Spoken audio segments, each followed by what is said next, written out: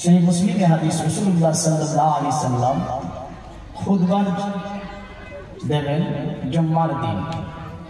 একজন ব্যক্তি পিছনে দাঁড়ালো, দাঁড়িয়ে বলছে ইয়া রাসূলুল্লাহ একটু দোয়া করেন। নবী বললেন কিসের দোয়া? বলে মদিনাতে বৃষ্টি হয়নি, একটু বৃষ্টির জন্য আপনি দোয়া করেন।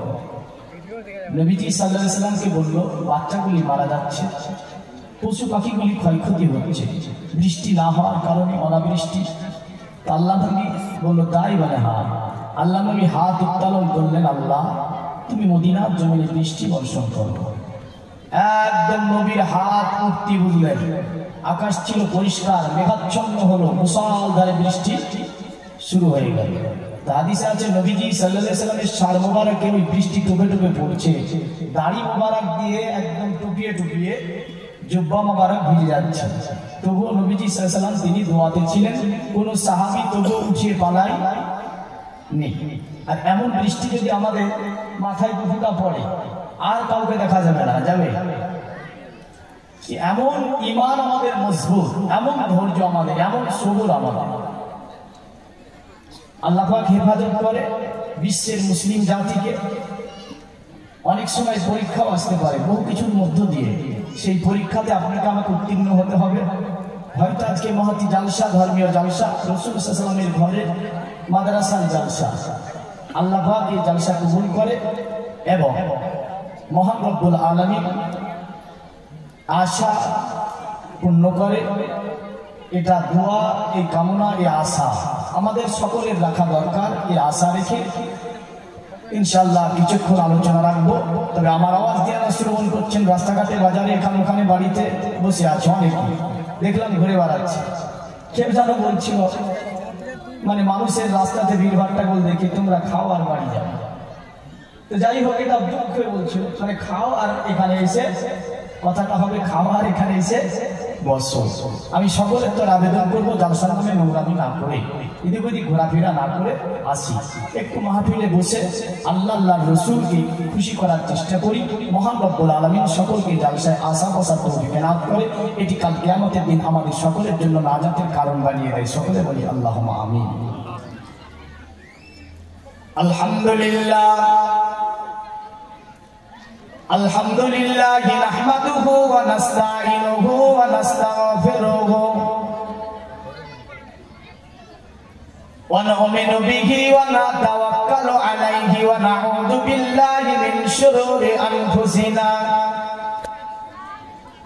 ওয়া মিন সাইয়্যাতি আ'মালিনা মান ইয়াহদিহিল্লাহু ফালা মুদিল্লা লাহু ওয়া মান ইউদ্লিলহু ফালা হাদিয়া লাহু ওয়া নাশহাদু আল লা ইলাহা ইল্লাল্লাহু ওয়াহদাহু লা শারীকা লাহু ওয়া নাশহাদু আন্না মুহাম্মাদান আবদুহু ওয়া রাসূলুহু।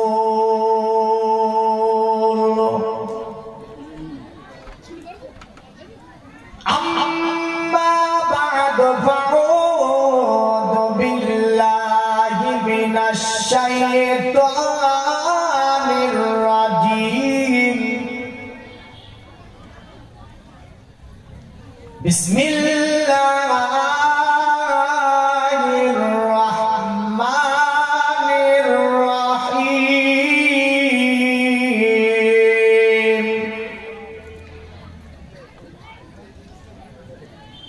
লাকাদ জাআকুম রাসূলুম মিন আনফুসিকুম আজিজুন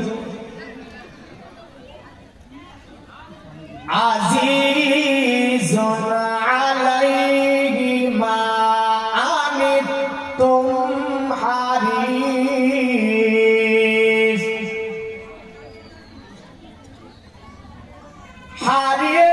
হারিসুন আলাইকুম বিল মুমিনিনা রাউফুর রাহিম।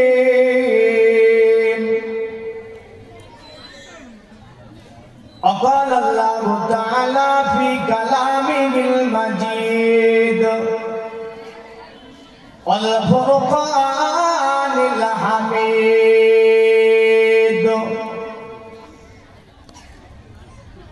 ইয়া আইয়ুহাল্লাযীনা আমানুস্তাজিবু লিল্লাহি وللرسول إذا دعاكم وقال الله تعالى في كلامه المجيد والفرقان الحميد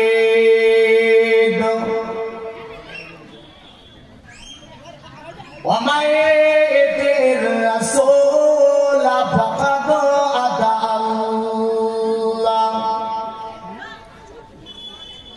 وقال رسول الله صلى الله عليه وسلم خيركم من تعلم القرآن وعلمه وقال رسول الله صلى الله عليه وسلم من قرأ حرفا من كتاب الله فله به حسنة والحسنة بعشر أمثالها لا أقول ألف لام ميم حرف ألف حرف ولام حرف وميم حرف وقال رسول الله صلى الله عليه وسلم من قرأ القرآن وعمل بما فيه ألبس وليداه تاجا يوم القيامة جوه أحسن من جو الشمس في بيوت الدنيا ولو كان فيه فما دمناكم عميلا فما دمناكم بالذي عمل بهذا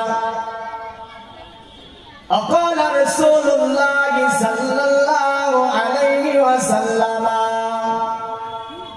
عن جاهمة جاء إلى النبي صلى الله عليه وسلم أردت أن أرجو وقد جئت أستشيرك قال ما لم أمي قال نعم قال ألزمها فإن الجنة عند رجلها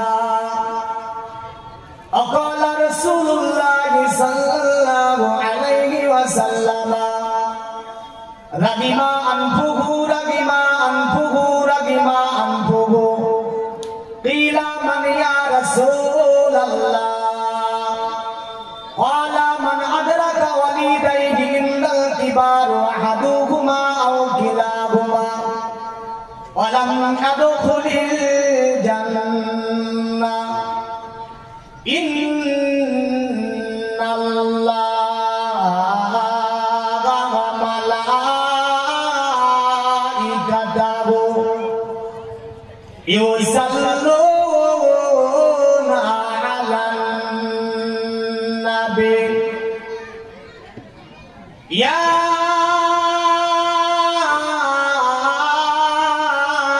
أيها الذين آمنوا صلوا عليه وسلموا تسليما محبة اللهم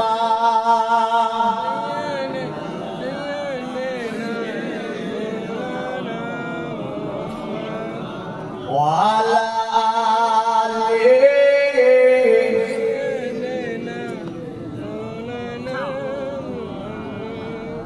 একদিন তোমার নাম মসজিদে হবে এলান জোরে বলি হবে না হবে না তার আগে একজন ছেলে আমাকে বলতে বলেছেন এই গজলটা বলে শুরু করবে যা গোর আশা আমার বাকি রাখবে না একদিন তোমার নাম মসজিদে হবে এলান একদিন তোমার নাম মসজিদে হবে এলান একদিন তোমার নাম মসজিদে হবে এলান তৈরি থেকো তৈরি রেখো কবরে মান সমান একদিন তোমার নাম মসজিদে হবে এলান একদিন তোমার নাম মসজিদে হবে এলান একদিন তোমাকে পরিয়ে কাফন আত্মীয় স্বজন করবে দাফন করবে না করবে না কারোর জন্য মাপ আছে সকলকে একদিন এই কাফনের কাপড় পরিধান করিয়ে দিয়ে দাফন করে দেবে একদিন তোমাকে পরিয়ে কাফন আত্মীয় স্বজন করবে দাফন হঠাৎ চলে যাবে আদরের ধান প্রিয় মা বাবার ভাসিয়ে নয়ন তৈরি থেকো তৈরি রেখো সুন্নতি আমালি মান একদিন তোমার নাম মসজিদে হবে এলান একদিন তোমার নাম মসজিদে হবে এলান নামে সানো গান করিবে এত বন্ধ হয়ে যাবে জীবন নাটক নামে সানো গান করিবে এত বন্ধ হয়ে যাবে জীবন নাটক বাহাদুরি থাকিবে না দেহে যাইব ঘুরিয়ে বসন্ত আসিবে শ্রাবণ তৈরি থেকো তৈরি রেখো ওরানি আমালি মান একদিন তোমার নাম মসজিদে হবে এলান একদিন তোমার নাম মসজিদে হবে এলান তৈরি থেকো তৈরি রেখো কবরে মান সমান একদিন তোমার নাম মসজিদে হবে এলান আল্লাহুম্মা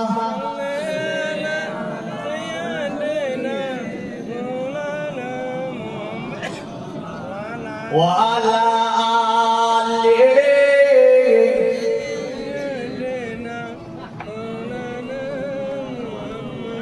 আলহামদুলিল্লাহ যাবতীয় তারিফ প্রশংসা গুণগান গুণকীর্তনা আরাধনা আর্চনা উপাসনা সে মহান স্রষ্টা রব্বুল আলামিনের জন্য যিনি অক্ষয় অব্যয় নিরঞ্জন নিরাকার আতাউল আশাই বড় ভালোবেসে মেহেরবানি করে বিভিন্ন জায়গা থেকে বাছাই ছাঁটাই করে এনে একটি রিয়াজুল জান্নাতের মধ্যে সুন্দর পরিবেশে বসার আল্লাহ পাক তৌফিক এনায়েত করেছেন এই সময়টা আল্লাহ পাকের মাহফিলে না রেখে হসপিটালে বেডে দিতে পারতো না পারতো না গো পারতো না পারতো কিন্তু হসপিটালের বেডে রাখে আল্লাহ অসুস্থ করে বাড়িতে ফেলে রাখতেও পারত কিন্তু রাখেনি আবার এই চায়ের দোকানে এখানে ওখানে কোন আড্ডার মধ্যে রাখেনি তিনাদেরকে রেখেছে আল্লাহ তিনাদেরকে আসার তৌফিক এনায়েত করে আল্লাহ পাক আমাদের সুস্থ রেখেছেন চলমান রেখেছেন শ্বাসকার্য পরিচালনা করছেন আল্লাহ পাক হায়াত দাতা রিজিক দাতা পালন কর্তা ভূপতি বিশ্ব পালক অল পৃথিবীর মধ্যে ইসলামে খাদ্যের সমান বন্টনকারী সে আল্লাহ পাকের অশেষ শুকরিয়া সকলে বলি আলহামদুলিল্লাহ দেখেছেন আলহামদুলিল্লাহ গতি কত এই গতি চলবে না মাহফিল একটু গতি বাড়িয়ে বলুন তো আলহামদুলিল্লাহ আরো ভালোবাসায় বলুন তো আলহামদুলিল্লাহ আরো প্রেম নিয়ে বলুন আলহামদুলিল্লাহ বন্ধ হবে না আল্লাহ জিকির করুন ভালোবাসা প্রেম মহব্বত আল্লাহ খুশি হবে, রসুল খুশি হবে, তবে মাহফিল কবুল হবে। আর যদি বলেন না এরা ছাড়ে ছাড়ে অনীহা নিয়ে কাজ করেন, তাহলে কিন্তু হবে না। আল্লাহ পাক আচ্ছা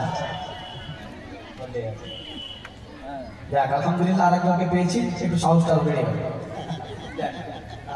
তো আমাদেরকে একটু ভালোবাসা, প্রেম, জাজবা নিয়ে করতে হবে।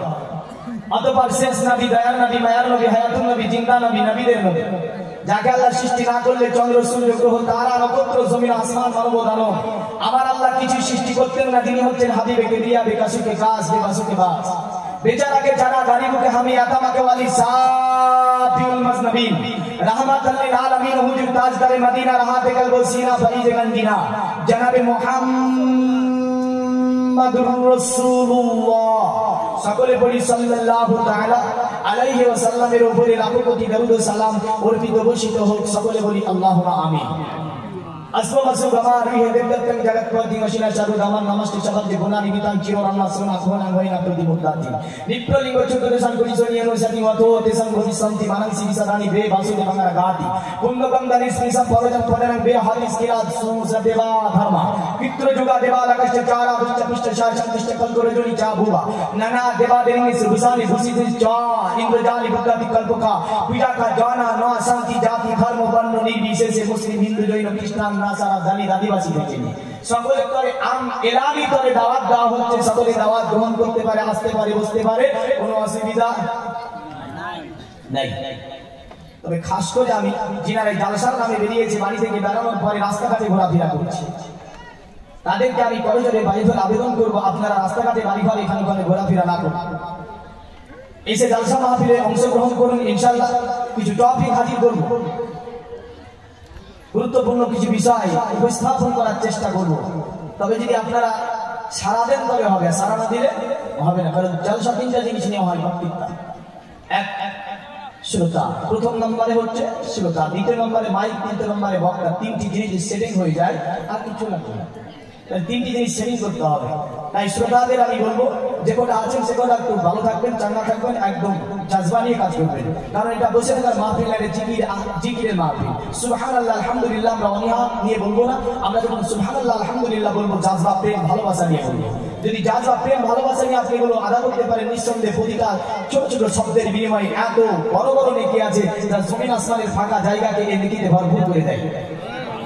হ্যাঁ, তাহলে সেটা সেই রকম ভেবে, সেই রকম নিয়াত নিয়ে, সেরকম প্রেম নিয়ে, সেরকম জাজবা নিয়ে আমরা যদি বলতে পারি, নিঃসন্দেহে তার মুজিব, তার জাজবা, তার যে তা থেকে আমরা যে সাবাব, গুজরাত, এগুলো আমরা নিশ্চয় পেয়ে যাব। আসি, আমরা হচ্ছে মুসলিম ধর্মের মানুষ। কোন ধর্মের মানুষ? ইসলাম যে ধর্মটার নাম, যে ধর্মটার নাম হচ্ছে ইসলাম। ইসলাম শব্দটি সালাম শব্দ থেকে উদ্ধৃত হয়েছে। সালাম শব্দের অর্থ কি? শান্তি। বেদে আছে যেখানে শান্তি সেখানে ধর্ম, যেখানে ধর্ম সেখানে শান্তি। আরে ইসলামে এবারে যেখানে শান্তি সেখানে ধর্ম, যেখানে ধর্ম সেখানে শান্তি। শান্তি ছাড়া কোনো ধর্ম নাই, সে যে ধর্মই হোক না কেন। তবে মনে রাখবেন, আর ইসলাম যে ধর্ম সেটা আল্লাহ পাক তিনি বলেন, ইন্না দীনা ইনদাল্লাহিল ইসলাম। ইসলামই হচ্ছে আল্লাহর কাছে একমাত্র ধর্ম। আল্লাহর কাছে আর কোনো ধর্ম নাই। বর্তমান বিশ্বে 3000-এর অধিক ধর্ম, হিন্দু, জৈন, খ্রিস্টান, নাসারা, বলি, আদিবাসী, এ ও দিয়ে 3000-এর অধিক ধর্ম পার্থিব জগতে। কিন্তু আল্লাহ পাকের মনোনীত ধর্ম যেটা, সেই ধর্মের নাম হচ্ছে ইসলাম। আর এই ইসলামের মহান নেতা যিনি, তিনি হচ্ছেন মুহাম্মাদুর রাসূলুল্লাহ সাল্লাল্লাহু আলাইহি ওয়াসাল্লাম। আর ইসলামের মূল গ্রন্থ যেটা, সেটার নাম হচ্ছে আল কোরআন।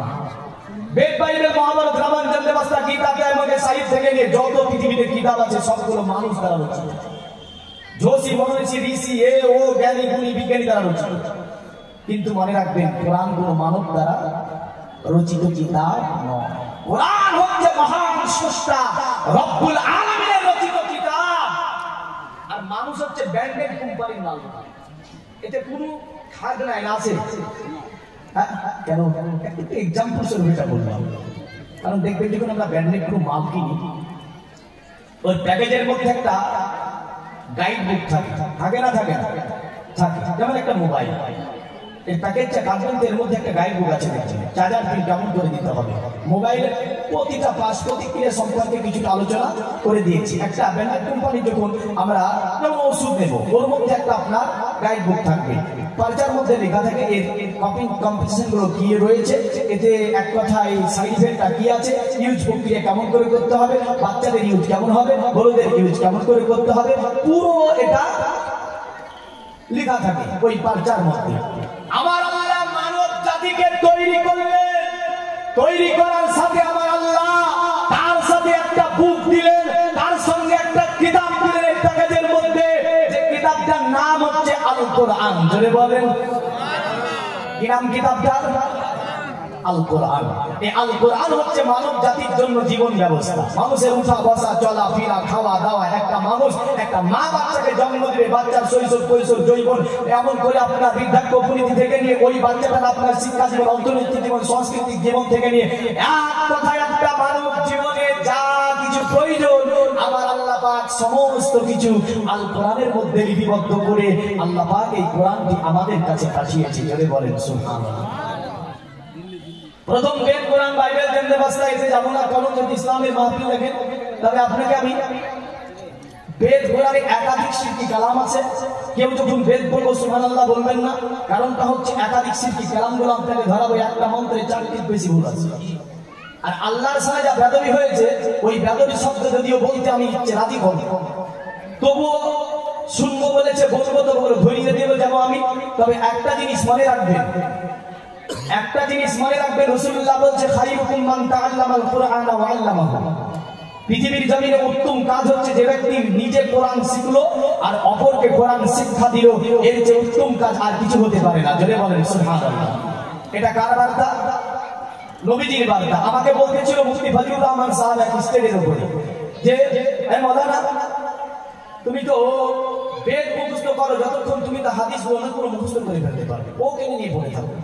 অ্যাকচুয়ালি একটা বেদ মুখস্থ করতে 2-3 দিন টাইম লেগে যায়, একদিনে 2-3টে হাদিস মুখস্থ করা যাবে, কোনো অসুবিধা নাই।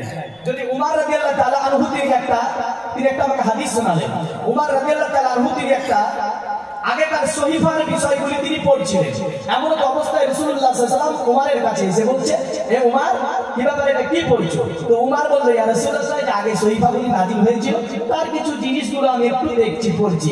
আল্লাহর নবী বললেন, এতে সময় ব্যয় না করে আল কোরআন পড়ো, আল্লাহ এর চেয়ে উত্তমতম কিতাব আল কোরআন আমার উপর নাযিল করেছে। আল কোরআন যখন তুমি পড়বে, মেহনতের প্রতি জায়গাতে 10 নয়, যতবার তোমার জবান থেকে যতটা অক্ষর লিখিত হবে প্রকাশ পাবে, প্রতিটা অক্ষরে প্রতিবারে 10টা করে লিখে আমার আল্লাহ দেবে। জোরে বলেন সুবহানাল্লাহ। কিন্তু আমরা একাধিক 95% মানুষ কোরআন পড়া জানে না, লজ্জা লাগে।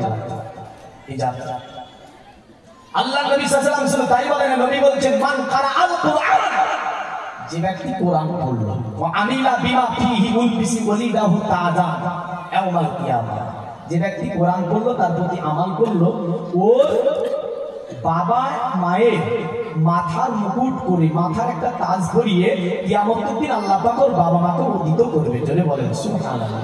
নবী বলেছেন জাওহু আহসানু মিন জাওহিশ শামস, আল্লাহ নবী বলছেন সেটা এমন ভাবে জ্বলবে, এমন ভাবে জ্বলবে যেমন সূর্যতে লাইট আছে, সূর্য যেমন জ্বলে ওই রকম জ্বলবে। রয়েছে ফি বুয়ুতি দুনিয়া, যদি সূর্যটাকে একটা ঘরের মধ্যে নামিয়ে দেওয়া হয়, ঘরটাকে যেমন আলোকিত করবে, এর চেয়েও বেশি লাইট ওই তাজের মধ্যে থাকবে। জোরে বলেন সুবহানাল্লাহ।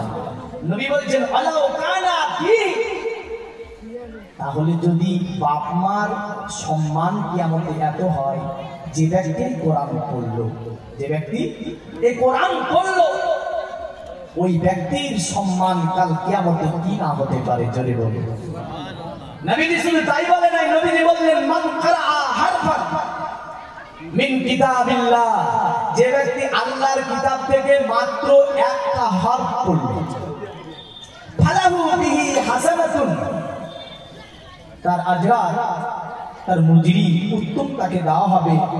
আল্লাহ নবী বলছেন আল হাসানাতু বিআশারি আমসালিহা, প্রতিটা অক্ষরের বিনিময়ে 10টা করে উত্তমতম নেকি তার নামায়ে আমলে দেবে। জোরে বলেন সুবহানাল্লাহ।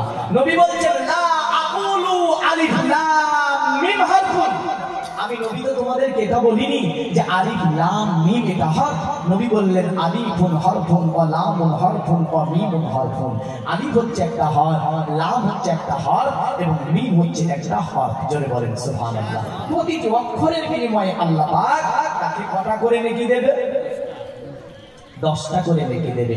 এই কোরআন হচ্ছে মহান সমুদ্রের একটা কিতাব। পৃথিবীতে বিজ্ঞানীরা বিভিন্ন কিছু নিয়ে আলোচনা করেছে, যদিও আজকের আধুনিক বিজ্ঞানী বলতে লজ্জা পাচ্ছি।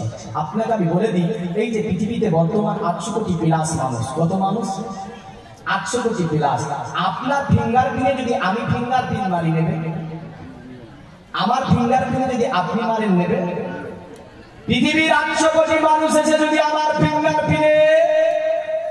দিতে যায়, বলবে না ফেলাও হবে না, নেব না, কারণ ওরা কি লাগবে, যার দেওয়া আছে তা কি লাগবে। আপনি কি জানেন এই তথ্যটা বিজ্ঞান কোথা থেকে বের করলো? তথ্য বিজ্ঞানের যে কিতাব দিয়েছে, বেদ দিতে পারেনি, মহাভারত পারেনি, বাইবেল পারেনি, চন্দ্রবাস্তা পারেনি, ত্রিপিটক পারেনি, সাহেব পারেনি, গীতা পারেনি, রামায়ণ পারেনি, মহাভারত পারেনি। পৃথিবীর জমিনে এত সুন্দর তথ্য যে কিতাব দিয়েছে, ও কিতাবের নাম হচ্ছে আল কোরআন। জোরে বলেন সুবহানাল্লাহ। শুধু তাই নয়, আজ পৃথিবীর জমিনে আটলান্টিক মহাসাগর, প্রশান্ত মহাসাগরকে নিয়ে আমেরিকার বিজ্ঞানীরা 10 বছর ধরে গবেষণা করেছিল। কোন পৃথিবীর কিতাব থেকে, জ্যোতিষী, মনোঋষি, ধর্ষী, জ্ঞানী, গুণী বিজ্ঞানীর কিতাব থেকে মাজমাউল বাহরাইন, দুটি সমুদ্রের সঙ্গম স্থলকে বুঝতে সক্ষম হয়েছিল না, যার দুই তরফে দুই রকমের পানি, এক হবে নোনা, এক হবে মিঠা। শেষ পর্যন্ত তারা ফয়সালা করলো যে কিতাব দিয়ে, ওই কিতাবটার নাম হচ্ছে আল কোরআন। যিনি বলেন সুবহানাল্লাহ। শুধু তাই নয়, পৃথিবীতে সূর্য সৌরজগৎ থেকে নিয়ে এক কথায় বিজ্ঞানীদের জ্ঞান যেখানে শেষ হয়ে যায়, গবেষণা যেখানে শেষ হয়ে যায়, সেখান থেকে ইসলামের যে কিতাব আল কোরআন, সেখান থেকে জ্ঞান শুরু হয়ে যায়। জোরে বলেন। এই কোরআন নিয়ে দুটি কথা প্রথমে বলি। আল্লাহ নবী সাল্লাল্লাহু আলাইহি ওয়াসাল্লাম বিদায় হজ করেছিলেন কত খ্রিস্টাব্দে? আল্লাহ নবী বিদায় হজ করলেন 632 খ্রিস্টাব্দে। 632 খ্রিস্টাব্দে নবীজি সাল্লাল্লাহু আলাইহি ওয়াসাল্লাম হিজরত করলেন 622 খ্রিস্টাব্দে। 628 সন্ধি হলো, 632 খ্রিস্টাব্দে তিনি বিদায় হজ করলেন। বিদায় হজে এসে তিনি দাঁড়িয়েছেন কোথায়? সাফা পাহাড়ে আল্লাহ নবী দাঁড়ালেন। আরাফাত কাছাকাছি তিনি দাঁড়িয়ে বললেন, এ আমার সম্প্রদায় শোনো। ডাক দিলেন। তখন তো মক্কা রাসূলুল্লাহর হাতে, কার হাতে? মক্কা জয় করলো কত খ্রিস্টাব্দে? 630 খ্রিস্টাব্দে। এটা পবিত্র কোরআন সূরা ফাতহ মধ্যে আল্লাহ পাক যথেষ্ট বর্ণনা দিয়েছেন মক্কা জয়কে নিয়ে। এই মক্কা জয়ের কথাও বেদিক আছে, আমি ওগুলো পরে আমি বলেছি, কারণ প্রথমে কোরআন, তারপরে অন্য কোনো কিতাবের আলোচনা দেব। আসি তো, আল্লাহ নবী সাল্লাল্লাহু আলাইহি ওয়াসাল্লাম তিনি দাঁড়িয়ে ডাকছিলেন চতুর্দিকে মানুষ। আল্লাহ নবী বললেন, শোনো, পৃথিবীর জমিনে আমি নবীজি সাল্লাল্লাহু আলাইহি ওয়াসাল্লাম মক্কাতুল মুকাররমার সরজমিনে আমার জীবনের হজ হয় এটাই সে হজ। এ আমার সম্প্রদায়, এ আমার উম্মত, এ আমার সাহাবীরা, এ মক্কার গোত্রের মানুষেরা শুনে রেখে দাও, আমি নবী হয়তো আর এই মক্কাতে আসবো কিনা জানি না, তবে তোমাদের কাছে আমি কিছু নসিহত করে যাব। চতুর্দিকে মানুষ মক্কায়, ডানে বামে পিছনে চতুর্দিকে মানুষ, কারণ ওই সময় মক্কা জয় করে নিয়েছিলেন আমার নবী। আমার নবী বলতেছিল, শুনে রেখে দাও, তবে তোমাদের জন্য প্রথমতম নসিহত আমি করে যাচ্ছি। আমি বলছি নবীজি, আগের জাহেলি যতগুলো প্রথা রয়েছে, সমস্ত জাহেলি প্রথাগুলিকে আমি আল্লাহর নবী আমার কদম তলে আমি দাফন করে দিলাম। জাহেলি প্রথাগুলো তোমরা কখনো এমন পালন করবে না। আমাদের সমাজে যদি বর্তমান দেখতে যাই, জাহেলি প্রথা অনেক অংশে আপনার জারি রয়েছে। যেমন করে জাহেলি প্রথার মধ্যে একটা প্রথা হচ্ছে মক্কা মুআজ্জামার পাশে আপনার বাৎসরিক ছুটি করে মেলা দেওয়া হতো, যেখানে ছেলে মেয়ের ভিড় বাট্টাগোল হতো। আমার সমাজে এমনই আপনার দেখা যায়। শুধু তাই নয়, আপনার দাস জোয়া থেকে নিয়ে এমন করে আপনার অশ্লীল কাজগুলি যা কিছু রয়েছে, এগুলো জাহেলি প্রথার মধ্যে পড়ে। নবী প্রথম বাক্যে বললেন, শোনো আমার উম্মত, আমাদের জাহেলি যতগুলো প্রথা রয়েছে আমি নবীজি সমস্ত আমার কদম তলে আমি নষ্ট করে দিলাম, আমার কদম তলে পুঁতে দিলাম। অতঃপর আল্লাহর নবী বলে, আমার উম্মত শুনে রেখে দাও, আমি হয়তো নবীজি আর মক্কাতে আসবো কিনা জানি না, হয়তো আমার জীবনের এটাই শেষ, তবে তোমাদের কাছে কিছু নসিহত করে যাচ্ছি। আল্লাহর নবী বললেন, শোনো, তবে আমি তোমাদের জন্য সুদ প্রথাকে আমি হারাম করে দিলাম, খাস করে আব্বাস বিন আব্দুল মুতাল্লিবের সুদকে আমি নবীজি আমার কদম তলে ফেলে দিলাম, কারণ তোমরা সুদের ব্যবসা করিবে না। সুদ জারি আছে না নাই? ইন্টারেস্ট বলে চালায়। কি বলে চালায়? ইন্টারেস্ট। সুদ খাই না ও। একদিন সুদের বর্ণনা একটা জায়গাতে জানি না, সুদের বিষয়ে একটু কড়া বলেছিলাম, যখন স্টেজ থেকে নেমে যাচ্ছে একজন আমাকে ধরে বলছে, আপনি আমাকে বাসটা দিবেন, মানে সোনার ব্যবসা করে। আমি জানি না কেউ সোনার ব্যবসা করে, তাহলে আমাকে চিনে রেখেছি, আপনি কেমন কথা বলেন আপনি অন্যগুলো ফেলেন না, ওটাই ফেলেন। তো সুদ ইন্টারেস্ট বলে চালায় এই সমাজে। আর বলে ও নবীর দেওয়ানা, বলেন কি বলে? নবীর দেওয়ানা, হাই রে দেওয়ানা। ওই দেওয়ানার কোনো কাজ আছে? যে দেওয়ানা কোরআন পড়া জানে না, যে দেওয়ানা নামাজ পড়ে না, যে দেওয়ানা হারাম খায়, যে দেওয়ানা অন্যের মাল হরণ করে, যে দেওয়ানা আপনার নবীর দেওয়ানা বলে কি করে, ওদের নবীর দেওয়ানা বলে যৌতুক নেয়, ও দেওয়ানার কোনো কাজ নাই। তাহলে দেওয়ানা কার? যারা বলে আমরা নবীর দেওয়ানা, কোরআন পড়া ছাড়াবো না, জোরে বলেন ছাড়বে না, কোরআন পড়া ছাড়বে না? হ্যাঁ, পড়তে জানলে তো জানি না তো। হ্যাঁ, যারা বলে আমরা নবীর দিওয়ানা, নামাজ পড়া বাদ দেব না, যারা বলে আমরা নবীর দিওয়ানা, সুদের ধারে যাব না, যাবেন ইনশাআল্লাহ, যাব না বলে? যারা বলে আমরা নবীর দিওয়ানা, অন্যের মাল হরণ করব না, আমরা নবীর দিওয়ানা, হারাম খাবো না, আমরা নবীর দিওয়ানা, যৌতুক নেব না, তারাই হচ্ছে আমার নবীর দিওয়ানা, তারাই আমার নবীজির শাফাআত নিয়ে আল্লাহর দয়ার জান্নাতে যাবে। জোরে বলেন সুবহানাল্লাহ। এ দুনিয়ার নবীর মুসলমান, আমার নবী যখন বললেন কাজ করে আব্বাস বিন আব্দুল মুতাল্লিবের সুদকে আমি নবীজি আমার কদম তলে পুঁতে দিলাম, ওই সময় আব্বাস আপনার দাঁড়িয়ে ছিল মাজমার মধ্যে। তিনি ভাবলেন মক্কার সমস্ত জায়গাতে আমি আব্বাস আমার টাকা দেওয়া রয়েছে সুদে, আর নবীজি আমাকে বলেছে অতএব আব্বাস বিন আব্দুল মুতাল্লিবের সুদকে আমি আমার কদম তলে পুঁতে দিলাম। আব্বাস নবীজির কাছে চলে গেল, আল্লাহর নবীর হাতটাকে ধরে বলে, এ ভাতিজা মুহাম্মদ, তুমি আমার সুদ সম্পর্কে বলে দিয়েছো, সুদ যেহেতু তুমি মাফ করে দিয়েছো, সুদ যেহেতু তুমি হারাম করে দিয়েছো, এই ভাতিজা মুহাম্মদ, এই মক্কার এমন কোন জায়গা নাই যেখানে আমি আব্বাস আমার টাকা দেওয়া নাই সুদের উপরে, তুমি সুদকে মাফ করে দিলে, হারাম করে দিলে, আর আমি আব্বাস আমার আসল টাকাকেও আমি মাফ করে দিলাম। যা সুদে যাওয়া ছিল তাও নেব না আমি। আর পরিবর্তন দেখে জীবনের পরিবর্তন এগুলি, কিন্তু আমাদের জীবনে যদি বলি পরিবর্তন নাই, না আছে গো।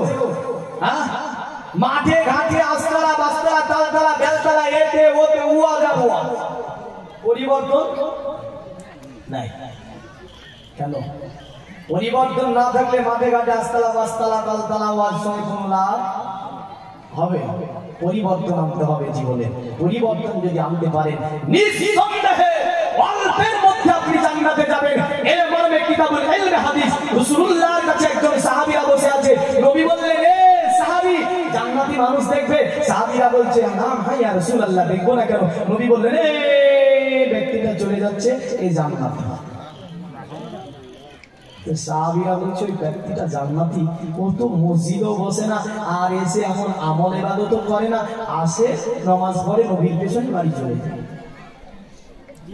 নবীজি বললেন, এই ব্যক্তিটা জান্নাতি, কারণ এ যদিও নামাজ কম করে, সুন্নাত নফল ইবাদত কম করে, কিন্তু মনে রাখবে গীবাত করে না, মনে রাখবে মসজিদে বসে ফালতু কথা বলে না, মনে রাখবে চায়ের দোকানে বসে না, মনে রাখবে এখানে ওখানে ফালতু আড্ডার মধ্যে বসে না। এর কাজ হচ্ছে নামাজ পড়া আর বিবি বাচ্চা ভরণ পোষণের জন্য কাজ করা, বাদ বাকি কোনো আলতু ফালতু জায়গাতে ব্যক্তি বসে না। জোরে বলেন সুবহানাল্লাহ। আর আমাদের আচরণ, একটা যদি কথা বললে দেখুন ভাইরাল করতে যাই, চায়ের দোকানে বলতে হবে। কোথায় বলতে হবে? এ চায়ের দোকানে, ও চায়ের দোকানে, ও চায়ের দোকানে, সব জায়গাতে একই টপিক। বড় গুনাহগার বাবার নামে 50 টাকা। যাক আলহামদুলিল্লাহ, বাবার নামে 50 টাকা দিয়েছে যোগ্য ছেলে, না বলতে দিয়েছি, বললে তো হয়তো আরো দেবে। আল্লাহ কবুল করে, সবাই বলেন আল্লাহ আমিন। আসি তো দেখেন, পরিবর্তন আনতে হবে। আল্লাহ নবী সাল্লাল্লাহু আলাইহি ওয়াসাল্লাম অতঃপর নারীদেরকে ডাকলেন। সুবহানাল্লাহ, কাদেরকে ডাকলো? নারীদেরকে ডাকলেন। তবে ডাকটা এখানে আরেকটা জিনিস আপনাকে ধরিয়ে দিই। এখানে আশা করি অনেক যারা ইসলামিক স্টাডি নিয়ে পড়াশোনা করেছেন তাদেরকে ইতিহাস বলা আছে যে আল্লাহ নবী তিনি বিদায় হতে যে ভাষণটা দিয়েছিলেন, এই ভাষণের বাক্যটা ছিল ইয়া আইয়ুহান নাস। নবী ডেকেছিলেন কি বলে? এ মানব জাতি বলে। কি বলে ডেকেছিল? এখানে তো নবী বলতে পারতেন ইয়া আইয়ুহাল্লাযীনা আমানু, হে ঈমানদারেরা, মুসলমানেরা। এই কথা তো নবী মুসলমানকে তো ডেকে বললেন না, নবী বললেন ইয়া আইয়ুহান নাস, অতএব এই মানব জাতি শুনে রেখে দাও। এক কথাই নবীর উপদেশ শুধু মুসলিমের জন্যই ছিল না, হিন্দু, জৈন, খ্রিস্টান, নাসারা, তামিল, আদিবাসী, এক কথাই পৃথিবীর জমিনে যত মানব রয়েছে সকলের তরে আমার নবীর উপদেশ ছিল। জোরে বলেন সুবহানাল্লাহ। যার কারণে ডাকটাই ছিল ইয়া আইয়ুহান নাস, এ মানব সকল শোনো। অতঃপর নবী মেয়েদেরকে ডাকলেন, মেয়েদের জন্য খুব সুন্দর তো উপদেশ নবী ঈসা সাল্লাল্লাহু সেখানে দিলেন। আল্লাহর নবী বললেন এ নারী জাতি শোনো,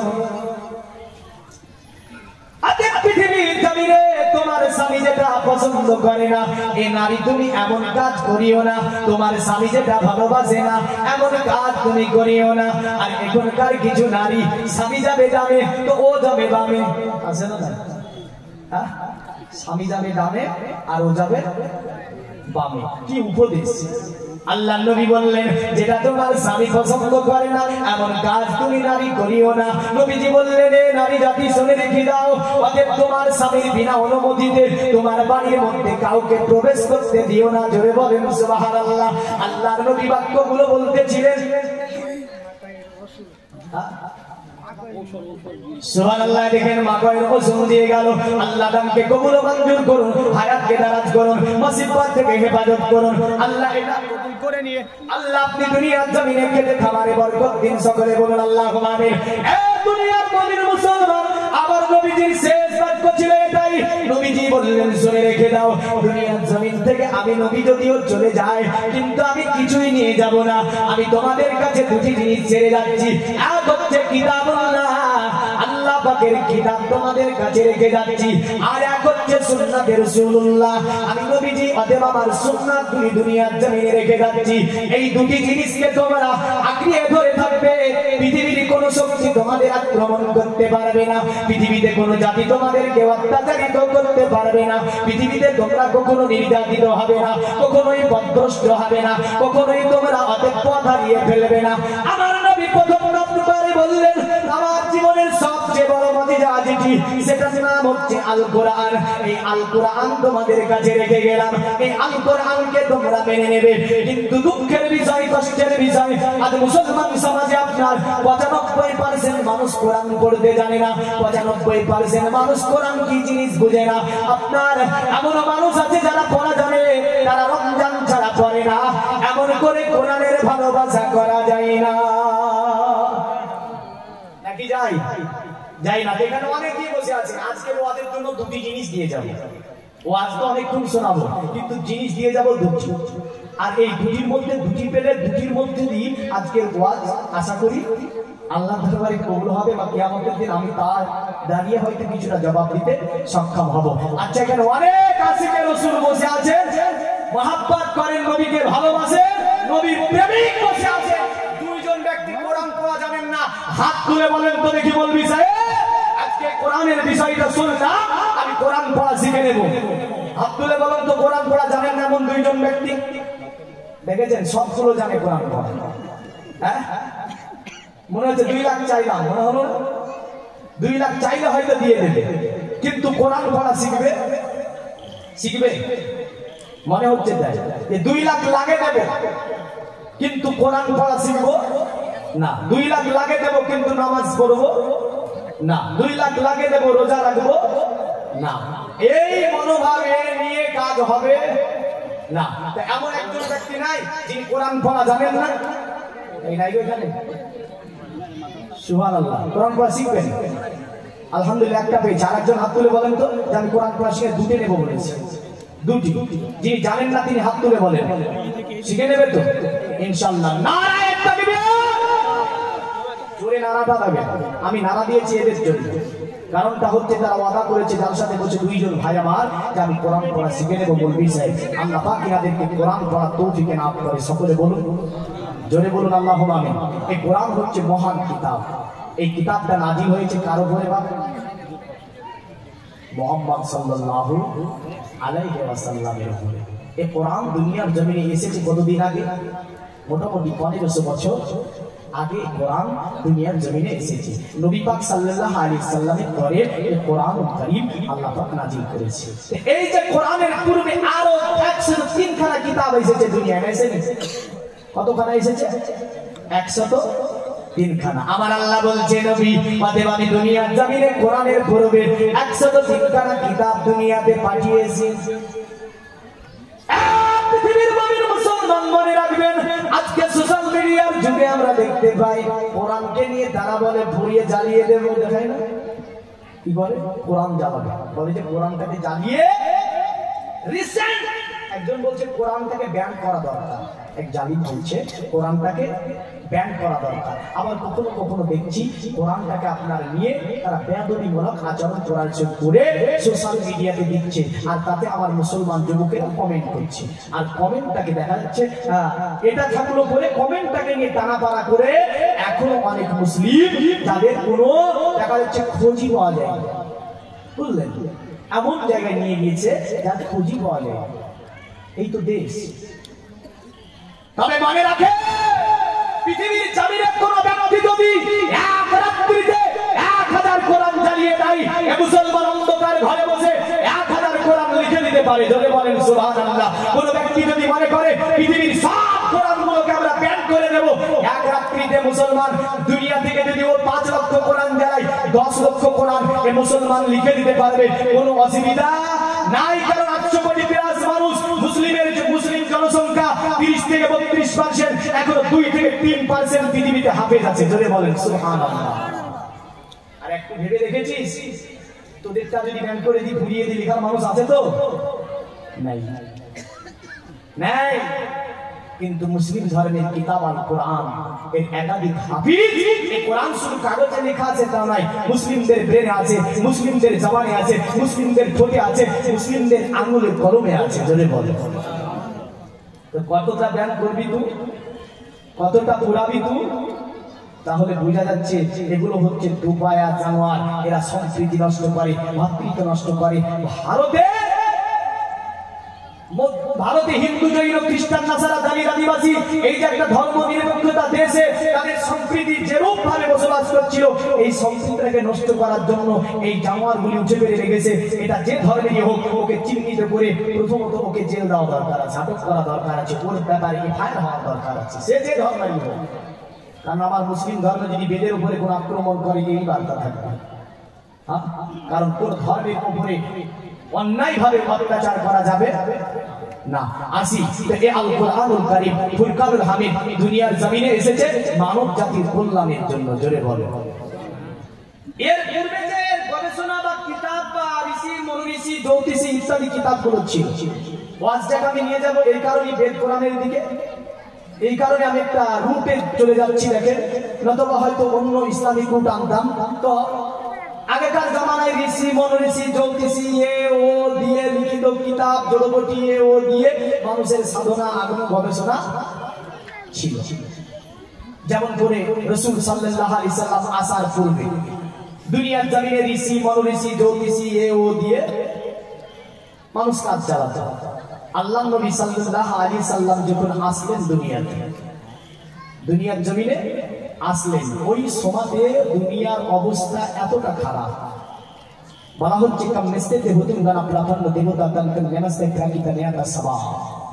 যে সময়তে কাবার মধ্যে মানুষ মূর্তি পূজা রাখতো, রেখে পূজা করতো।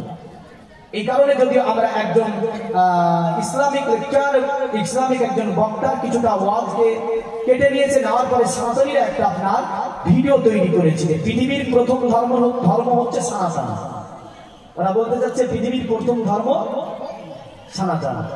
পৃথিবীতে বেদ, বাইবেল, পুরাণ, ভবিষ্যৎ পুরাণ থেকে রামায়ণ, মহাভারত থেকে কোনো পৃথিবীর কিতাব দিয়ে প্রমাণ করা সম্ভব হবে না যে পৃথিবীর প্রথম ধর্ম সনাতন। কারণ পৃথিবীর প্রথম ধর্মের নাম হচ্ছে ইসলাম। ধরে বলেন সুবহানাল্লাহ। প্রথম ধর্মের নাম ইসলাম।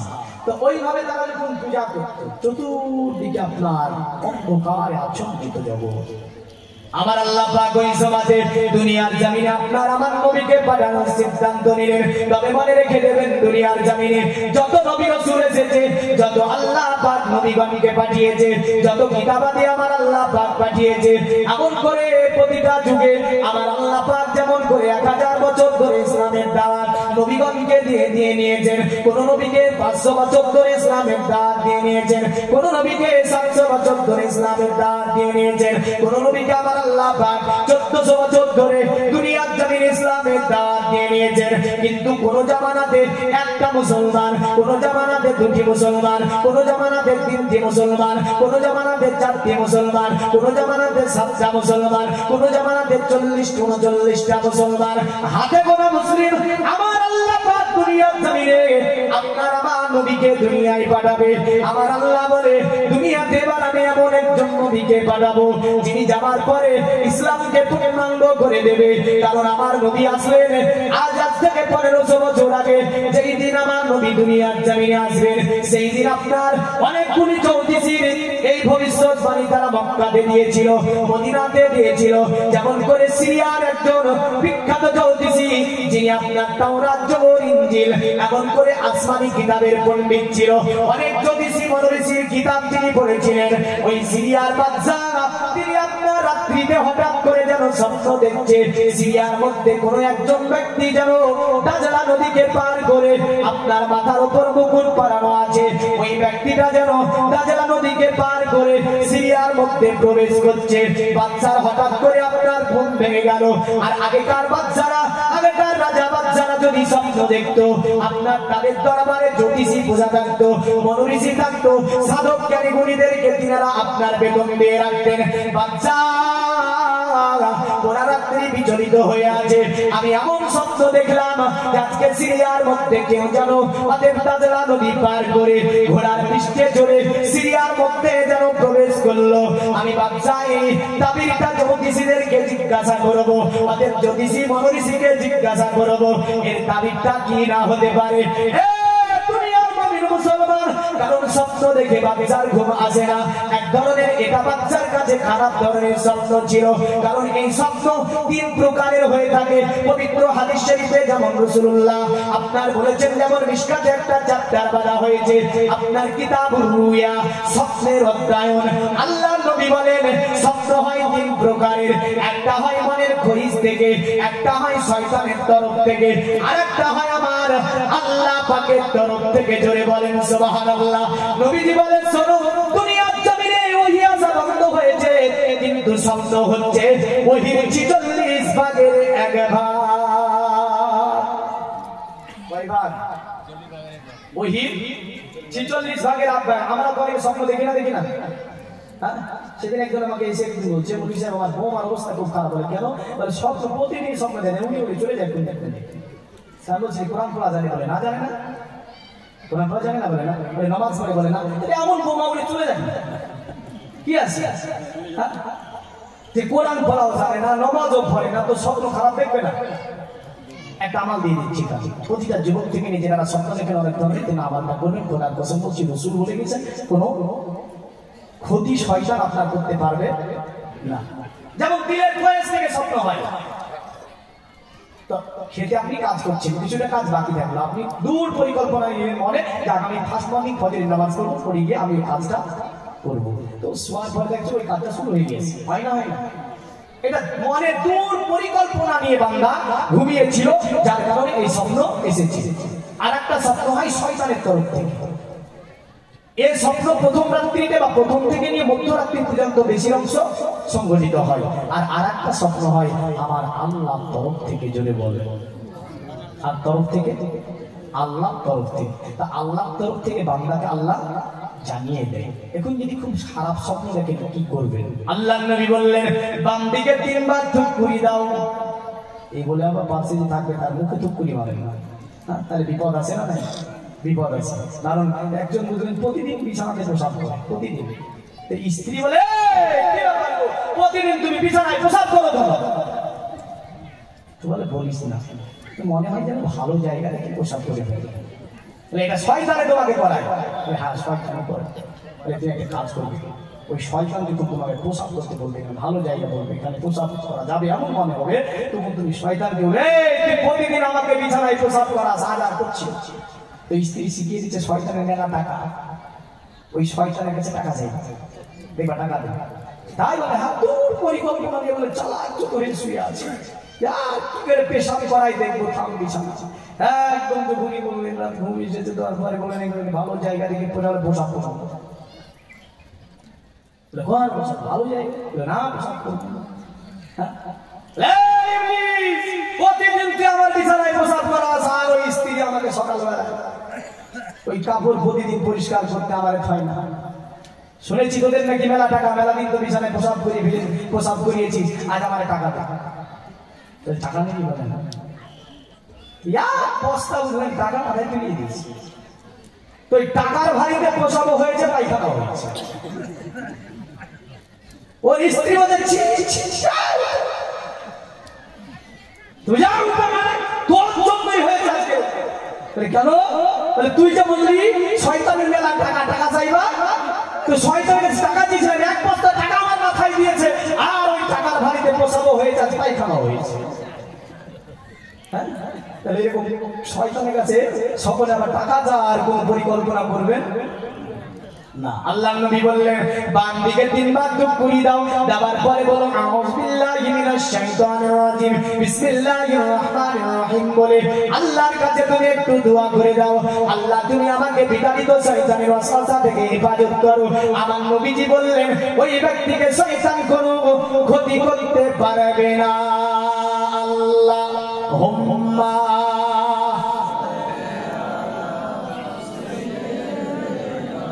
মাওলানা মুহাম্মদ আলা আলি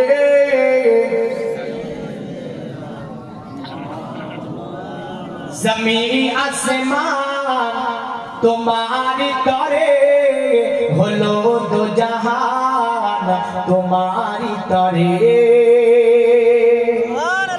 আরো জোরে বলে এগুলো সব হয়েছে কার জন্য? নবীর জন্য। জমিন আসমান তোমারি তরে হলো দো জাহান তোমারি তরে। জমিন আসমান তোমারি তরে হলো দো জাহান তোমারি তরে। দেহের মধ্যে জান তোমারি তরে, ও নবী মহান তোমারি তরে। আরে চাইছি দোয়া বইছে হাওয়া সাফা মারোয়া আসার যাওয়া। জোরে বলুন, আরো জোরে বলতে হবে সুবহানাল্লাহ। হাজীগঞ্জ যাবার পরে কয় চক্কর মারে? 7 চক্কর সাফা থেকে মারো। আরে চাইছি দোয়া বইছে হাওয়া সাফা মারোয়া আসা যাওয়া। আরে চাইছি দোয়া বইছে হাওয়া সাফা মারোয়া আসা যাওয়া। জান্নাত পাওয়া আরো মেওয়া এসব হাওয়া তোমারি তরে। জমিন আসমান তোমারি তরে হলো দো জাহান তোমারি তরে। দেহের মধ্যে জান তোমারি তরে, ও নবী মহান তোমারি তরে। আরে আকাশে তারা জ্বলছে সারা তোমারি সারা চাঁদ পারা পারা। জোরে বলা যাবে না, আরো জোরে বলতে হবে। আকাশে তারা জ্বলছে সারা তোমারি সারা চাঁদ পারা পারা। আরে আকাশে তারা জ্বলছে সারা তোমারি সারা চাঁদ পারা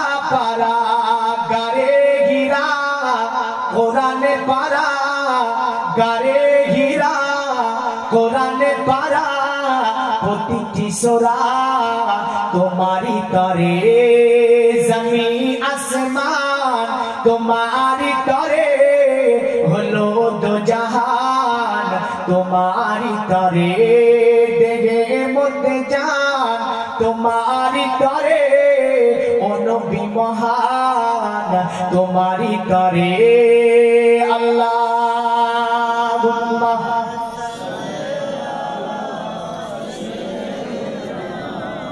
মাওলানা মুহাম্মদ আলা আলি।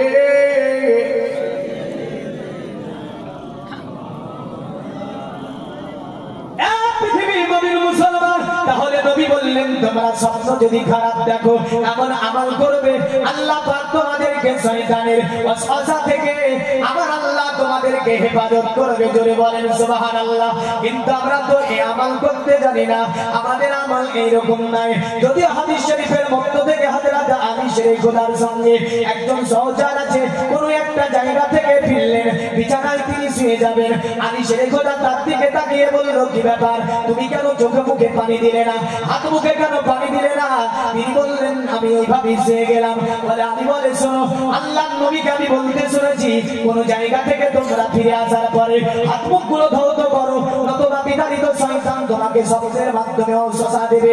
বুঝা গেল, কোন জায়গা থেকে ফেরার পরে বাড়িতে যখন আপনি ফিরবেন, হাত মুখগুলোকে ধৌত করবেন, পা ধৌত করবেন, অতঃপর বিছানার মধ্যে আপনি যাবেন, নতুবা আপনাকে শয়তান বিভিন্ন রকমের স্বপ্ন দেবে। এটাই আমার রাসূলুল্লাহ বলেছেন। হযরত আলী তাকে বিছানা থেকে উঠিয়ে দিলেন, দেওয়ার পরে বলল, চোখ মুখগুলো পানি দাও, পা গুলো ধৌত করো, অতঃপর বিছানায় যাও, নতুবা বিতাড়িত শয়তানের তুমি কাবালে পড়ে যাবে। মুসলমান, যেটা বলতেছিলাম, ওই সিরিয়ার বাচ্চা বললেন স্বপ্ন দেখেছে, সকাল হয়ে গেল, বাচ্চা আপন জায়গাতে সিংহাসন রাখা ছিল, বড় একটা সিংহাসন, যে সিংহাসন আপনার 8-10 জন লেগে যাবে, যে সিংহাসন এক জায়গা থেকে দ্বিতীয় জায়গাতে হঠাৎ বাচ্চা যাবার পরে যখনই ওই সিংহাসনে বসতে যাবে, অটোমেটিক যেন সিংহাসন ওপর হয়ে পড়ে গেল, বাচ্চারও ভীতু হয়ে গেল, বাচ্চা তাজ্জব হয়ে গেল, এত ভারী সিংহাসন, আমি বাচ্চা একটা রাত্রিতে ঘুম হয়নি, রাত্রিতে বড় খারাপ আমি স্বপ্ন দেখেছি, আবার আমি সিংহাসনে বসতে গেলাম, অটোমেটিক সিংহাসন পড়ে গেল, আমি বুঝতে পারি না। বাচ্চা জ্যোতিষীদেরকে ডেকে বলল, শুনে রেখে দে, দুনিয়াতে তোদেরকে আমি দীর্ঘদিন ধরে বেতন দিয়েছি, খাবার দিই, এমন করে তোদেরকে আমি এখানে পুষে রেখেছি। জ্যোতিষীরা, আজকে আমি বাচ্চা আমার স্বপ্নের তাবির বলে দিতে হবে, আর আমি বাচ্চা এই সিংহাসন কেন এমন করে পড়ে গেল, এই তাবিরটাও তোদেরকে দিতে হবে। ইতিমধ্যে বাচ্চার দরবারে একটা দল লোকজন আসার পরে বলছে, এ বাচ্চা, আজকে যেন বড় কঠিন হয়েছে, এমন তাজ্জব ঘটনা সিরিয়ায় ঘটেছে। বাচ্চা বলল, এমন কি ঘটনা ঘটেছে? বলে, বাচ্চা, বাচ্চা শুনে রেখে দাও, আমাদের সিরিয়াতে যে মন্দিরটা আছে, যে গির্জাটা আছে, ওই মন্দির আজকে পূজা দিতে পারিনি, কারণ পূজার কাছে কোনো আগুন পূজা যেন গ্রহণ করেনি।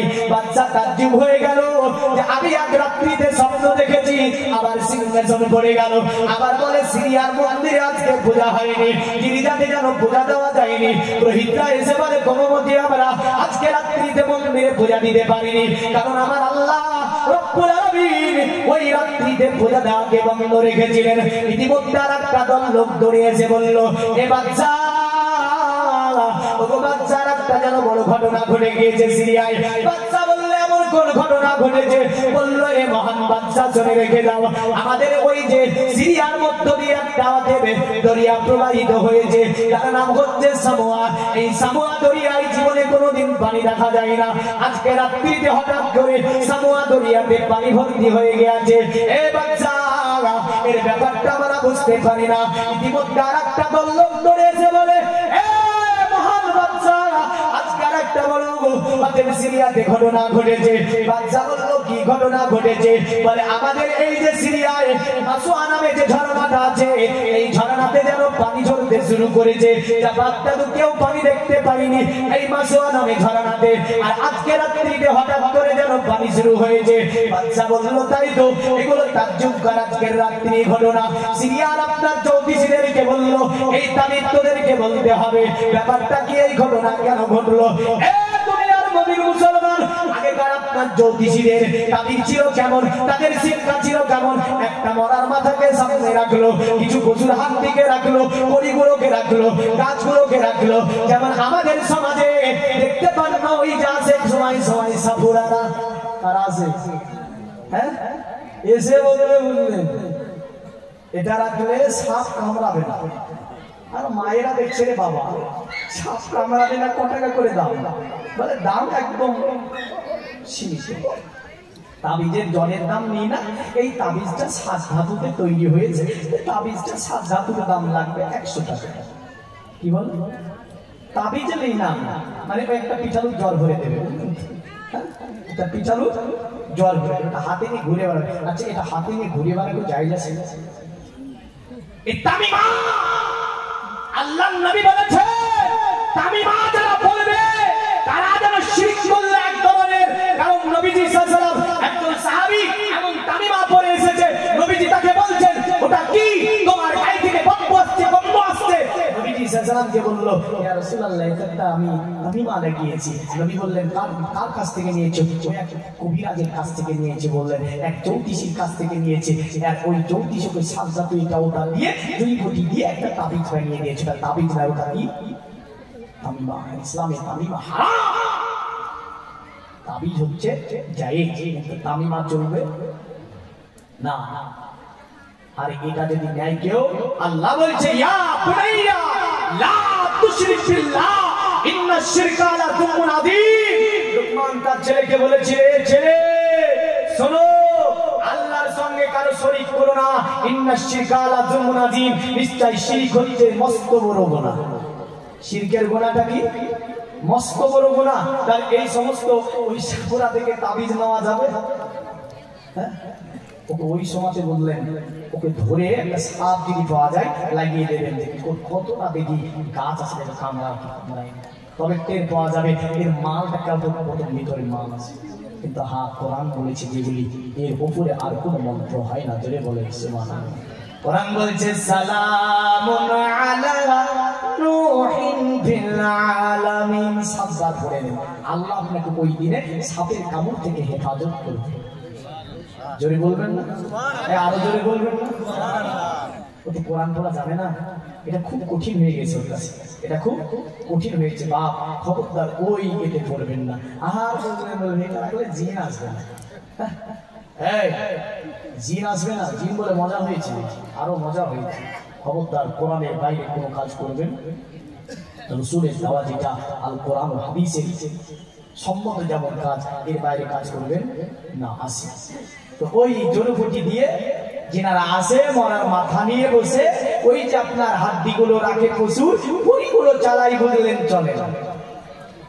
বাচ্চা বলল কি ব্যাপার, তাবির কেন হয় না? তারা আপনার বুঝতে পারে না তাবির কেমন করে দেবে, তাবির কি দেবে তারা বুঝতে পারে না। তারা মহান বাচ্চাকে বলে ও গো বাচ্চা, এ বাচ্চা এই তাবির আমরা বুঝতে পারি না। বাচ্চা বলে এতদিন ধরে বেতন দিলাম, খাবার দিলাম, আর আজকে তোরা তাবির বুঝতে পারিস না। তারা বললে মহান বাচ্চা একটা কথা বলবো। বলে কি কথা বলবি? বলে আমাদের সিরিয়াতে একজন বিখ্যাত জ্যোতিষী আছে, বিখ্যাত মহান জ্যোতিষী আছে যার নাম সাতিহি জ্যোতিষী। এ বাচ্চা যদি ওই সাতিহির কাছে হয়তো যাওয়া যায়, সাতিহি এই তাবির বলে দিতে পারবে, সাতিহি আপনার স্বপ্নের ব্যাখ্যা করে দিতে পারবে। পৃথিবীর মুমিন মুসলমান আপনার সাতিহির কাছে বাচ্চার প্রজাদেরকে পাঠিয়ে দেওয়া হলো। যে সময় সাতিহি জ্যোতিষী ছিল মৃত্যু সজ্জায় পড়েছিল, সাতিহি জ্যোতিষী মৃত্যু সজ্জায়, যদিও ইসমাইল হাক্কি রাহমাতুল্লাহ আলাইহি এমন করে আব্দুল হক মুহাদ্দিসে দেহলভী মাদ্রাজুন নবুওয়াতের মধ্যে সাতিহির ঘটনাটাকে লিখেছেন। এই সাতিহি জ্যোতিষী এমন ছিল যার শরীরে কোনো হাড্ডি ছিল না। এই তাজ্জুব ঘটনা, যেহেতু আমি মাদ্রাজুন নবুওয়াত আব্দুল হক মুহাদ্দিসে দেহলভী থেকে এই ঘটনা এসেছে, এরপরে কোনো সন্দেহ আমি করি নি। কারণ আব্দুল হক মুহাদ্দিস ভারত উপমহাদেশের বুকে সবচেয়ে বড় মুহাদ্দিস হচ্ছেন আব্দুল হক মুহাদ্দিসে দেহলভী। জোরে বলেন সুবহানাল্লাহ। বড় বড় জিন তাবে রাখতে এই জ্যোতিষী তা বলতে, বড় বড় জিন তাবে রেখে কাজ করতে। সাথীর কাছে প্রজারা পৌঁছে গেল। সাথী জ্যোতিষী আপনার ওই সময় উঠে গেল। সাথী জ্যোতিষী তাদের দিকে তাকিয়ে মুচকি হেসে বলল, তোদেরকে বাচ্চা পাঠিয়েছে? বলে হ্যাঁ জ্যোতিষী, আমাদেরকে বাচ্চা পাঠিয়ে দিয়েছে। এই জ্যোতিষী, আমাদের বাচ্চার স্বপ্নের তাবির বলতে আমরা ব্যর্থ হয়েছি। আজকে যেন সিরিয়ায় অনেক ঘটনা ঘটেছে। সাথী বলল, শোন, আমি বাচ্চার কাছে যেতে পারবো না, বাচ্চার তাবির আমি দিয়ে দিতে পারবো, বাচ্চাকে আমার দরবারে আসতে হবে। আমি সাথী বাচ্চার কাছে যেতে পারবো না। বাচ্চার কাছে আপনার যা গেল না সাথী, বাচ্চা সেখানে পৌঁছালো। বাচ্চাকে বলেছিল, এ বাচ্চা, এ বাচ্চা শুনে রেখে দে, কাজলা নদী পার করে ওই যে ঘোড়ার পৃষ্ঠে চড়ে একজন ব্যক্তি সিরিয়ার মধ্যে প্রবেশ করছে, মানে হচ্ছে, এ বাচ্চা, তোর এই রাজত্ব বেশি দিন থাকবে না। আজকে রাত্রিতে এমন একজন ব্যক্তি জন্মগ্রহণ করেছে, আল্লাহ পাক তৌরাত, জাবর, ইনজিল এমন করে আসমানি গ্রন্থে বলে দিয়েছে, যেই দিন আখিরি নবী জন্ম নেবে, এমন একজন মহামানবের জন্ম নেবে, সেই দিন সিরিয়ার বাচ্চা এই শব্দটা দেখবে। আর ওই শব্দটাই আল্লাহ তোকে দেখিয়েছে। দুনিয়ার মধ্যে মুসলমান বাচ্চা তাজ্জব হয়ে গেল। বাচ্চা বলছে, মহান জ্যোতিষী, এমন কোন ছেলে জন্ম নিয়েছে যে আমার রাজত্বের বিলুপ্ত করে দেবে, আমার রাজত্বকে শেষ করে দেবে? আমি বাচ্চা আছে, ওই ছেলেটাকে দুনিয়াতে যদি জানতে পারি আমি এক্ষুনি মেরে দেব। কিন্তু রাগে আল্লাহ মারে কে? আর মারে আল্লাহ তো রাগে কে? পারবে?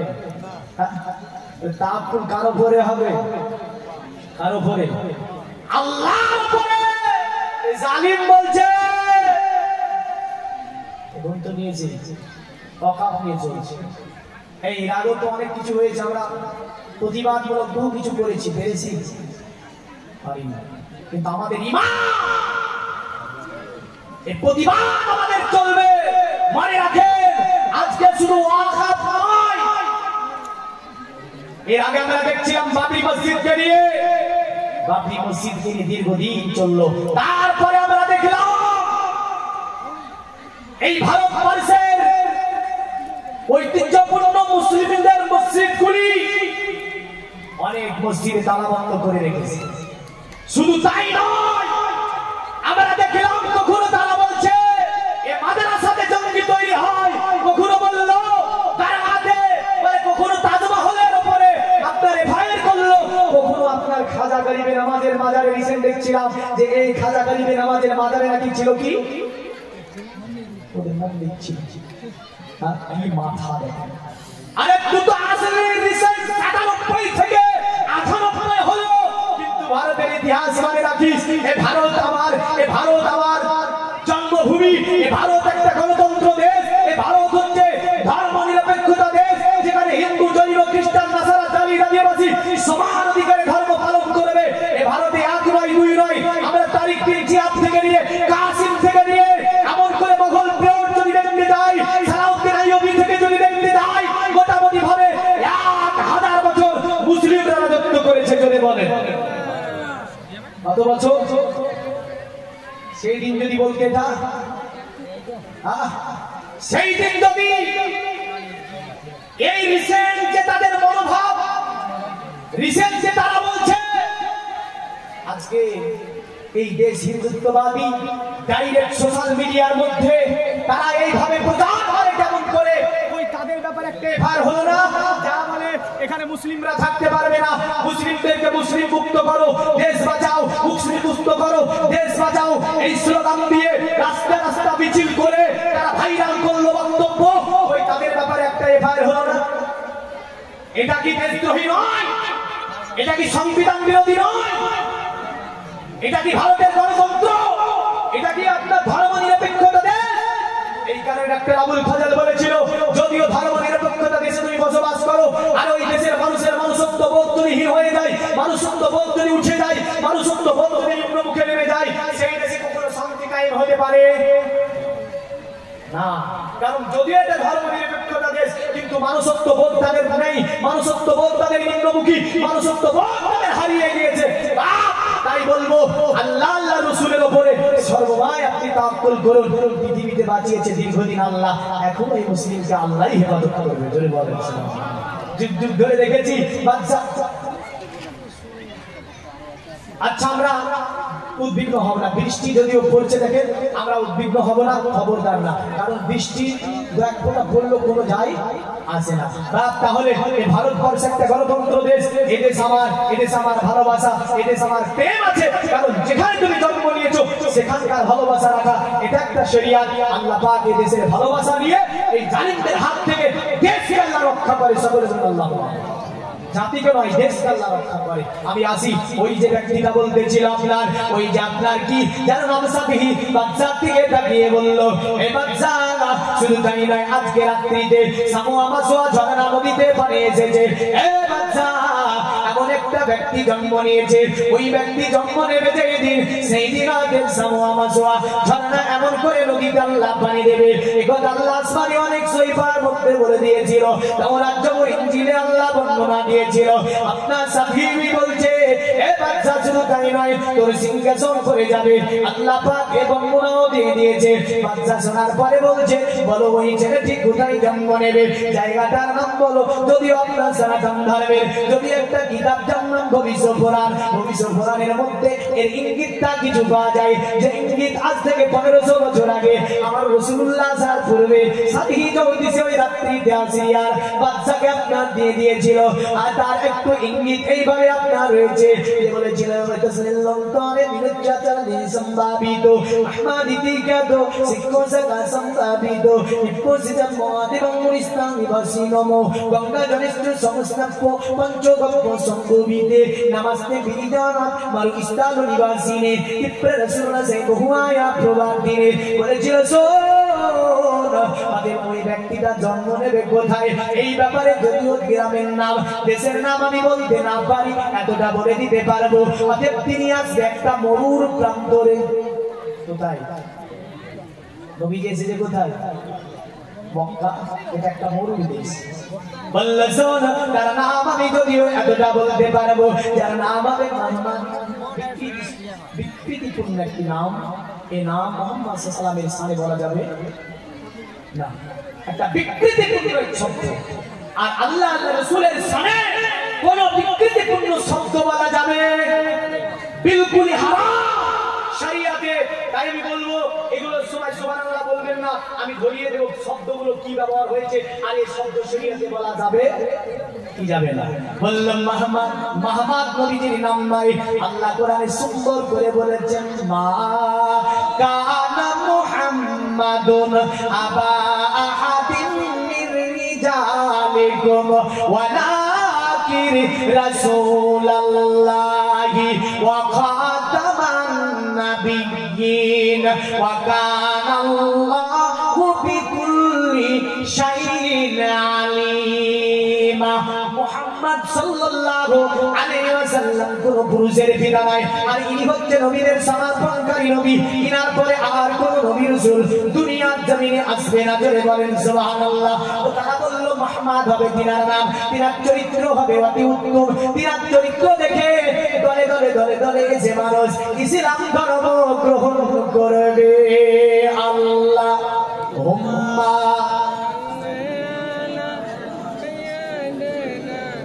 মাওলানা ওয়া আলা আলিহি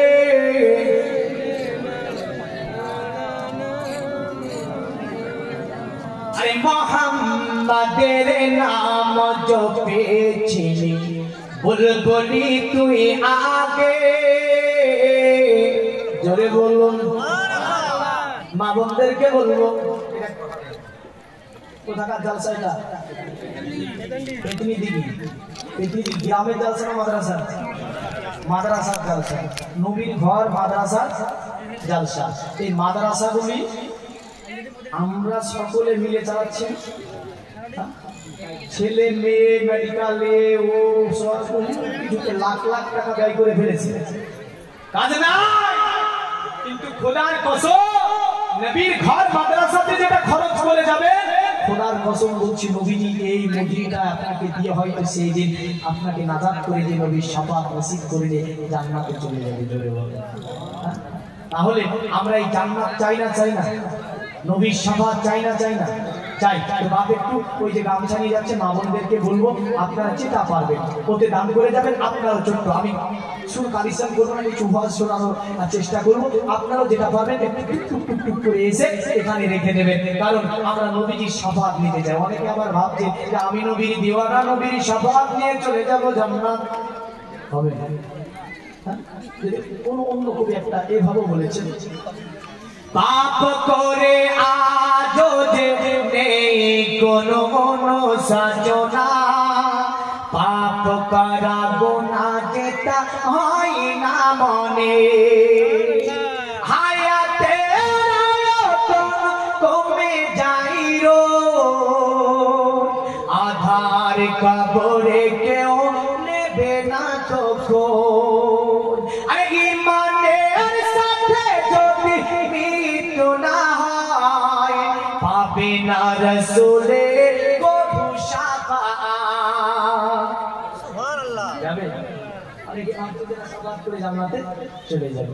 কি করে পাপ তুমি জাহান্নামে, কিছুদিন পুরে থেকে পাবে জান্নাত, এতটুকু সইতে কি পারবে তুমি? নারায়ে তাকবীর, নারায়ে রিসালাত। ইনসালাতি নামে দেখো এখানে আসিয়া 1000 টাকা দাম দিল মাদ্রাসা লাগিয়া। সকলে বলেন আল্লাহু আকবার। আল্লাহ ইনসালাতি তাকে আপনি কবুল মঞ্জুর করুন। আত্মীয়স্বজন যারা অন্ধকার করে তাদের খবরগুলোকে বিশদা মানওয়ার করে দিন আল্লাহ। রুজিতে বরকত দিন, হায়াত দারাজ করুন, খেতে খাওয়ায় বরকত দিন, দুনিয়া মুসিবত থেকে আল্লাহ তাআলা কে হেফাজত করে কাল কিয়ামতের দিন আমার নবীজির শাফাআত নসিব করে জান্নাতুল ফিরদাউস দান করবে। বলুন আল্লাহু আমিন। কি করে পাপ তুমি জাহান্নামে, কিছুদিন পুরে ঠিক পাবে জান্নাত, এতটুকু সইতে কি পারবে তুমি? দুনিয়ার আগুনে রেখে দেখো যে আগুন ভয়াবহ 70 গুণ, যে আগুনে পড়ে কেউ হবে না তখন, যে আগুন ভয়াবহ 70 গুণ, যে আগুনে পড়ে কেউ হবে না তখন। মৃত্যুর পরে শুধু পাবে চিৎকার, কষ্টে নিজেকে শুধু দেবে ধিক্কার। লেলিহান লেলিহান সে আগুনে জ্বলবে শুধু, আল্লাহর দয়া ছাড়া পাবে না নাজাত। পাওয়া যাবে? কি করে পাপ তুমি জাহান্নামে, কিছুদিন পুরে ঠিক পাবে জান্নাত, এতটুকু সইতে কি পারবে তুমি? দুনিয়ার আগুনে রেখে দেখো হাত, দুনিয়ার আগুনে হাত রাখা যাবে না, এত আপনার দাব। আর জাহান্নামের আগুনে এর চেয়ে 70 গুণেরও বেশি আছে। তাই বলবো একটু চটচট করে মা বোনেদেরকে বলবো, ছেলেরা গিয়েছে যেটা পারবেন চটচট করে দেবেন। সুবহানাল্লাহ সুবহানাল্লাহ। শরীফা খাতুন শিকারপুর থেকে এসে 1000 টাকা নবীর ঘর মাদ্রাসায় দান করেছে। আল্লাহ আল্লাহ শরীফা খাতুনের দানকে আপনি কবুল করুন, পরিবারে সুখ শান্তি দান করুন, আমল করে আল্লাহ অসুখ বিসুখ থেকে হেফাজত করুন, আল্লাহ আপনি মুসিবত থেকে হেফাজত করুন, জিন শয়তানের আপনার পুরোদল থেকে হেফাজত করুন। আসলে একটু চটচট করে এখানে যদি আপনি যেমন ঘুরে আগাবেন ইনশাআল্লাহ ওয়াজকে আগিয়ে দিন, কারণ আপনার ওই যে সাদিহি বলেছিল শোন দুনিয়ার জমিনে তিনি আসবে যদিও একটা মরুর প্রান্তরে। সুবহানাল্লাহ সুবহানাল্লাহ। তাহলে এই যে মরুর প্রান্তরে তিনি আসবে, এই মরুর প্রান্তরে যিনি এসেছিলেন তিনি আর অন্য কেউ নয়, তিনি হচ্ছেন আপনার আমার নবী জনাবে মুহাম্মদুর রাসূলুল্লাহ সাল্লাল্লাহু আলাইহি ওয়াসাল্লাম। আরো বলেছেন নমস্তে বিজানাতুল ইসলামুল লিবাস, সুবহানাল্লাহ সুবহানাল্লাহ। মুস্কারা বেগম নামে এখানে দেখো পাঠায়া 500 টাকা দাম দিল মাদ্রাসা লাগিয়া যে আসাতে